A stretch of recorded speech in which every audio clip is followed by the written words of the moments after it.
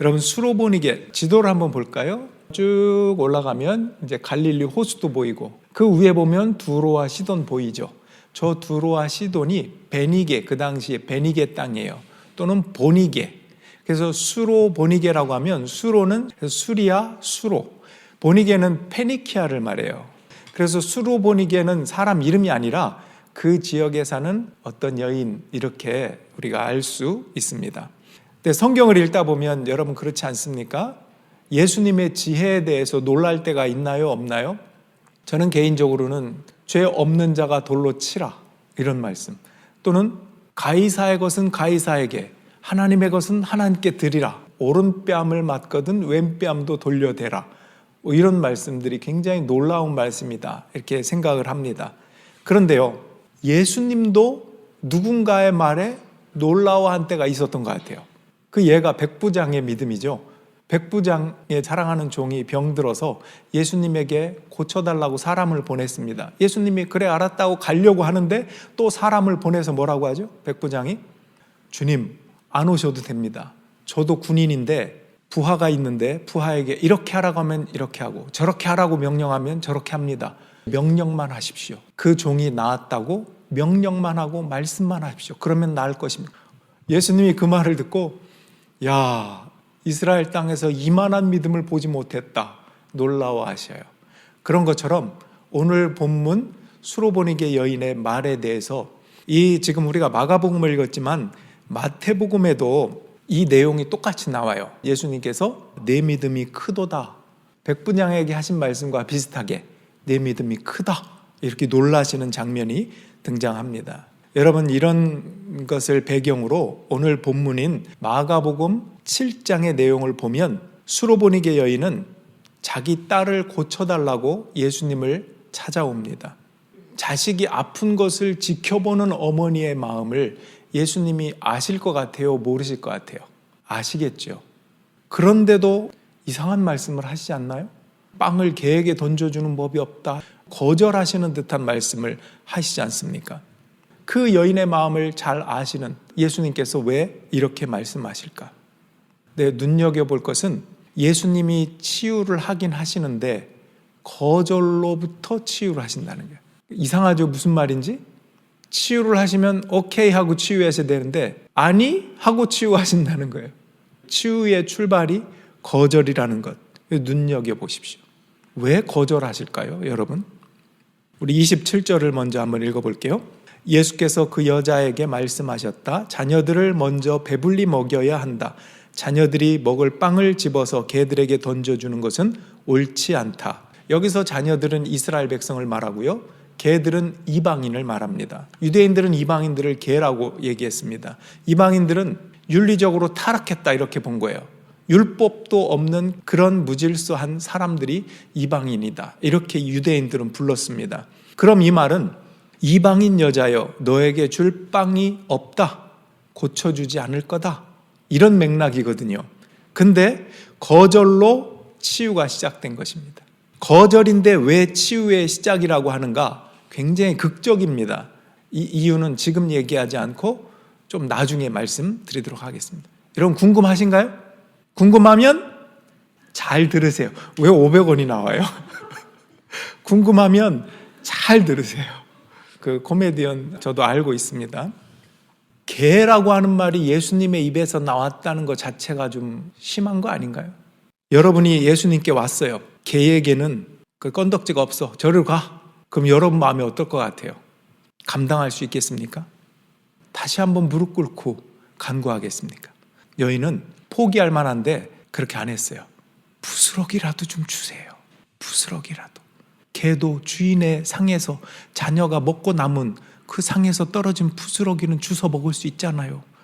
저도 그 부스러기라도 있으면 주워 먹고 싶은데 그 기회를 주세요. 이렇게 얘기합니다. 28절, 여자가 대답하여 이르되 주여 올소이다마는 상 아래 개들도 아이들이 먹던 부스러기를 먹나이다. 아주 명대답 아닙니까? 저는 청소년 시절에 저 성경 구절을 처음 읽었을 때 입이 딱 벌어지더라고요. 정말 지혜로운 대답이다. 보통 같으면 예수님을 저주하고 떠나던가 아니면 설득하려고 막 따지던가 그럴 텐데 일단은 뭐라고 할까요? 올소이다마는, 이 말은 긍정하는 거예요. 이게 영어 표현으로 보면 더 쉬워요. Yes, Lord. 그 다음에 but. 처음에 뭐라고 했다고요? Yes, Lord. 예, 주님, 당신 말이 맞다는 긍정이에요. 인정하는 거예요. 저는 개와 같을지도 몰라요. 저는 죄인이에요. 당신이 무슨 말씀 하시든지 당신의 말씀이 맞아요. 이런 긍정이거든요. 근데 여러분 대화하다 보면 그런 경우가 가끔 있어요. 무슨 말을 하든지 뭐 이런 거 아니야? 그러면 그게 아니라 이거는 이런 거 아닐까? 그게 아니고, 또는 아니라는 말. 오늘 참 날씨 좋지 않아요? 아니, 그게 문제가 아니고. 식사 잘 하셨어요? 아니, 식사가 문제가 아니고. 아니, 또는 그게 아니고, 이 말이 먼저 나오는 그런 사람들이 종종 있어요. 수로보니 교회는 뭐라 그랬죠? 분명히 그럴 수 있거든요. 걔들에게 주는 법이 없다. 아니, 예수님 그게 아니고요. 이렇게 할 수 있어요. 근데 맞습니다. 그런데 but 이렇게 나가는 거예요. 우리도 대화할 때 이 기술을 좀 배우면 좋을 것 같아요. 누군가가 이게 이런 것 같은데, 그러면 그렇구나. 그런데 이렇게. 좋지 않아요? 여러분 자녀에게, 배우자에게 그렇게 한번 연습해 보면 어떨 것 같아요? 그래, 좋은 생각이네. 그런데 난 이렇게 생각해. 이게 좋지 않습니까? 이 여인이 바로 그렇게 얘기했어요. 아주 겸손하게. 당신의 말씀이 맞습니다. 여러분, 자기를 이렇게 인정하고 받아들이는 순간 지혜가 생기는 법입니다. 뭐라고 얘기하죠? 부스러기라도 주십시오. 개들도 자녀들의 상 아래 떨어지는 부스러기를 먹습니다. 하나님의 은혜와 보살핌이 필요합니다. 도와주세요. 이런 뜻이잖아요. 놀라운 지혜의 대답입니다. 겸손할 때 나올 수 있는 대답. 근데 마음에 계산하고 있으면 이런 지혜가 나오지 않아요. 그게 아니라 대꾸하고 받아치는 것만 생각이 나요. 그러니까 지혜가 아니라 감정이 생기는 거예요. 우리가 말을 어떻게 하느냐에 따라서 그렇습니다. 바울도 자신의 약함을 인정하고 고백하면서 했던 말, 약할 때 강함 되십니다. 내가 약할 때 내가 죄인임을 인정하고 유한한 인간으로서 교만하고 높아지지 않고 주님 앞에서 나는 낮고 겸손하고 작습니다라는 것을 인정할 때 비로소 그분의 능력이 나에게 강합니다. 그 말을 약할 때 강함 되십니다. 이렇게 겸손하게 표현했습니다. 예수님을 만나는 첫걸음은 내가 죄인임을 인정하고 회개하는 길이라는 거예요. 예수님 처음에 공생이 시작할 때 외친 첫 마디, 회개하라, 천국이 가까웠느니라. 그래서 우리가 하나님 앞에 나간다고 하는 것은 주님 맞습니다. 주님의 말씀이 맞습니다. 저는 죄인입니다. 저는 그걸 인정합니다. 이런 겸손한 자세로 자기를 돌아보며 하나님의 은혜를 받을 때 그 부스러기가 크게 다가오는 거예요. 그렇지 않아도 예수님이 여인의 이 말씀을, 지혜로운 말을 듣고 29절에 이렇게 나와요. 네가 그렇게 말하니 돌아가거라. 귀신이 네 딸에게서 나갔다. 뭐라고 하셨다고요? 네가 그렇게 말하니. 예수님도 이 여인의 대답에 감동하신 것 같아요. 네가 그렇게 말하니 병이 고쳐졌다. 아마 예수님은 이 여인이 거절을 감당할 수 있기를 기대하고 기다리셨는지도 모르겠어요. 아까 제가 그랬죠? 거절인데 왜 치유의 시작이라고 하는가? 조금 말씀을 드려볼 테니까 잘 들어보십시오. 예수님이 지금 이 수로보니게 여인을 만나기 전에 어떤 일이 있었는가? 바리새인과 서기관들이 예수님을 찾아왔어요. 그리고 보니까 예수님의 제자들이 손도 안 닦고 음식을 먹는 모습을 본 거예요. 건수 잡은 거지. 예수님께 우리 유대인의 전통에 의하면 무슨 음식을 먹든지 손을 씻고 먹는 것이, 그것이 당연한 것인데 손도 안 씻고 음식을 먹네요? 이렇게. 그랬더니 예수님이 그 마음의 중심을 보셨어요. 이런 외식하는 자들아, 그들의 마음의 동기를 아시고 책망을 하십니다. 이렇게 또 표현하세요. 음식이라고 하는 것은 사람 몸으로 들어가는 게 사람을 부정하게 만드는 게 아니다. 그건 뒤로 나가기 때문에 깨끗하다. 오히려 사람 안에서 나오는 것이 더럽다. 온갖 음란과 부정과 탐욕과 도적질과 교만과 이 모든 것이 사람 몸에서 나와서 다른 사람을 아프게 한다. 이것이 더 더러운 것이다.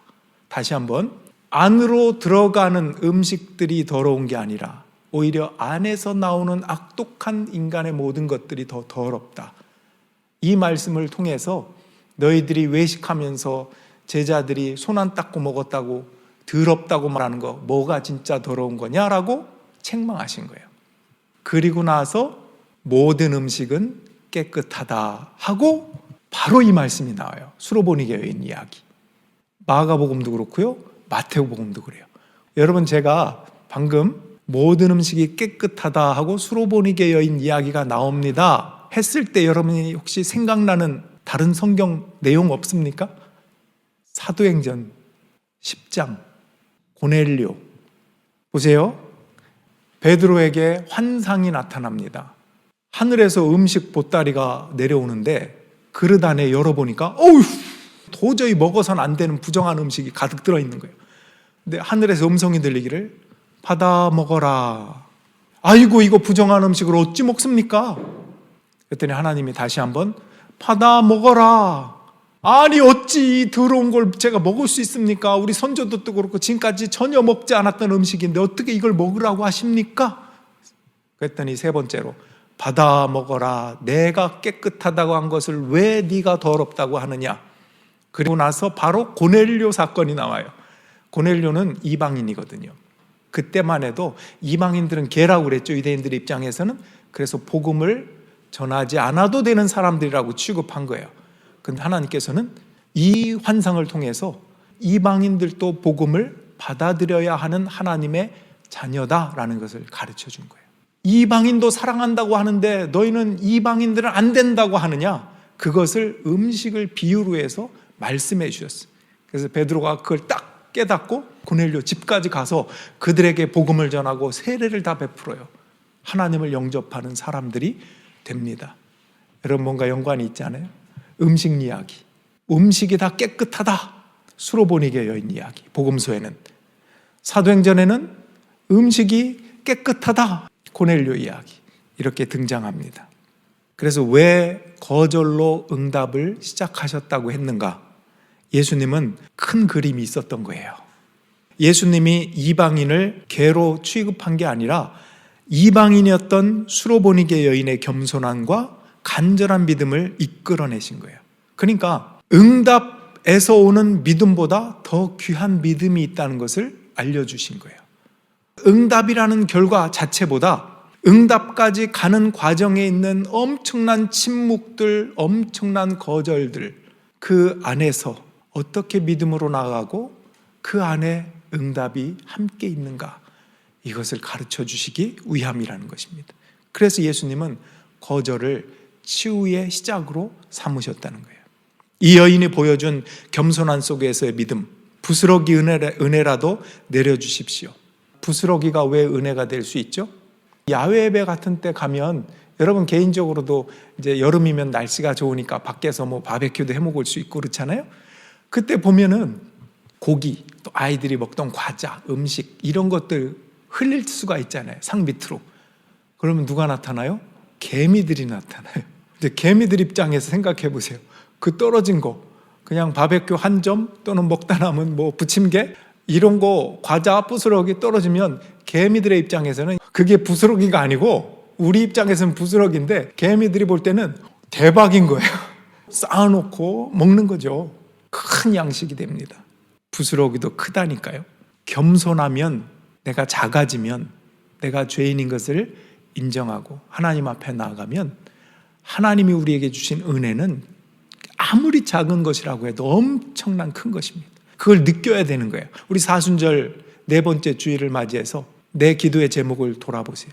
어떤 엄청난 것을 여러분은 추구하고 원하고 있습니까? 동시에 여러분은 작은 삶의 일상의 작은 부분까지 크게 보십니까? 예수님이 우리를 사랑하셔서 십자가에 죽기까지 그 길을 가셨다. 십자가에 나타난 사랑보다 더 큰 사랑이 있습니까? 더 구해야 할 것이 있습니까?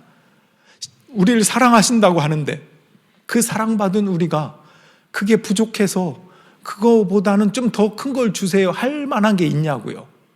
십자가의 사랑보다 더 큰 게 없어요. 근데 왜 우리는 아직도 부족함을 느끼나? 나에게서 찾아야 돼요.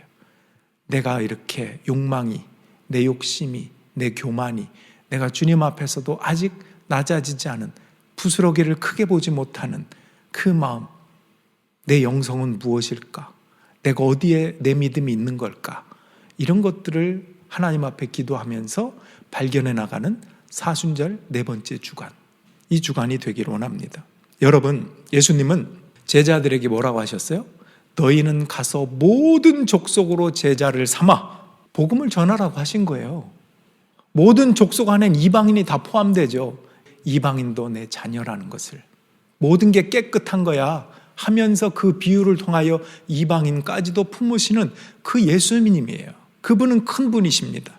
지엽적인 것, 예수님이 개라고 했대, 거기에 시험 당하지 마시고 큰 그림을 보시. 예수님은 거절의 방법을 통하여 그분의 기적을, 치유를 이루신 거구나. 그리고 거절은 거절로 끝나는 게 아니라 내 신앙생활 속에서도 내가 하나님께 이걸 들어달라고 기도하고 간구하는 것들이 많은데 거절 때문에 포기하는 것들이 있었구나. 거절도 응답의 하나구나. 응답이라고 하는 큰 그림의 출발이 될 수도 있구나. 그 거절 속에서 나는 무엇을 들어야 할까? 나보고 겸손하라고 하시는 걸까? 조금 더 감사의 언어로, 부정적인 말이 아니라 긍정적인 삶의 태도를 가지라고 하는 걸까? 나를 존중하고 다른 사람을 존중하라고 하는 것일까? 이런 모든 부분에서 자기 자신을 돌아보고 역시 나는 그렇습니다. 죄인입니다. 그러니 말씀하옵소서. 이게 우리의 태도가 될 것입니다. 정리하면 예수님은 이방인을 절대 차별하시는 분이 아니에요. 이방인들을 품으시고 하나님의 자녀로 부르기를 원하시는 분입니다. 마찬가지로 죄인인 우리를 멀리 하시는 게 아니라 회개하여 하나님 품으로 돌아오기를 기다리시는 하나님이십니다. 오히려 예수님은 치유하시는 과정에서 거절에도 불구하고 부스러기 은혜를 엄청난 은혜로 받아들일 수 있는 겸손한 사람을 찾으신다는 것입니다. 겸손함으로 부스러기를 크게 볼 수 있는 믿음으로 여러분들 포기하지 말고 그것이 무엇이든지 꾸준하게 간구하시는 여러분이 되시길 주님의 이름으로 축원합니다. 하나님은 언제든지 늦었다고 하지 않으십니다. 지금 네가 이것을 알고 깨달았으면 잘했다, 격려해 주세요. 그랬구나, 네가 그랬어, 어루만져 주시는 분이에요. 그리고 하시는 말씀, 그런데 있잖아, 나의 길은 이런 건데 함께 갈래? 함께 가지 않을래? 이렇게 초대하시는 분, 되게 좋은 분이세요. 작아져야 하나님의 은혜가 보일지도 모릅니다. 십자가의 사랑도 보일 것입니다. 부스러기 은혜, 여러분 이 엄청난 부스러기 은혜가 여러분에게 기적이 되고 감사가 돼서 하나님의 마음을 기쁘게 해드리는 한 주간이 되기를 주님의 이름으로 축원합니다. 여러분 이 시간에 기도할 때 우리 일상의 부스러기 같지만 큰 것임을, 동이 트는 것, 새가 노래하는 것, 비와 햇살이 번갈아 온 땅을 풍요롭게 하는 것, 만물이 소생하는 것, 내가 숨을 쉬는 것, 내가 말할 수 있다는 것 찾아보면 엄청나게 많을 것입니다. 이 부스러기 은혜가 얼마나 귀하고 감사한지, 또는 이 부스러기 은혜를 시작할 때 때로는 거절로 그 역사를 이루어 가실 수도 있구나 하는 것을 깨닫는 마음으로 주님 감사합니다, 믿음으로 사순절 네 번째 주일을 주님과 함께 동행하며 걷겠습니다, 이렇게 결단하면서 하나님께서 여러분에게 주신 지혜대로 함께 기도하며 나가겠습니다. 기도하겠습니다.